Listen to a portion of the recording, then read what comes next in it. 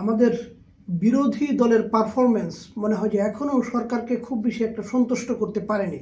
কারণ আমাদের সরকারের মাননীয় প্রধানমন্ত্রী আজকে বলেছেন যে বিরোধী দলের মধ্যে একটা পতিত স্বৈরাচারী সরকারের একটা আলামত পাওয়া যাচ্ছে। তারা তাদের মতো করে যেন বলছে যে সরকারকে আমরা একদিনও শান্তিতে থাকতে দেব না, কিন্তু সরকার তো খুব শান্তিপূর্ণভাবেই সব কাজ করে যাচ্ছে।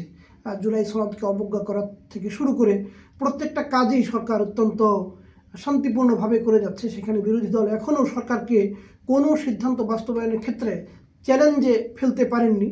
এই বিষয়টাই সম্ভবত মাননীয় প্রধানমন্ত্রীকে নাড়া দিয়েছে এবং উনি বলেছেন যে এই কথা বললেও যে কিন্তু সরকারকে শান্তিতে থাকতে দিবে না, এরকম একটা আচরণ দেখালেও তারা কিন্তু এখানে সফল হচ্ছে না, বরং সরকার শান্তিপূর্ণভাবেই সব কিছু তার মতো করে সব কিছুকে করতে পারছে এবং গণবিরোধী সিদ্ধান্ত নিতে যাচ্ছে এবং কোনো চ্যালেঞ্জে পড়ছে না। সুতরাং আমার মনে হয় যে বিরোধী দলকে আরও সক্রিয় হওয়া উচিত।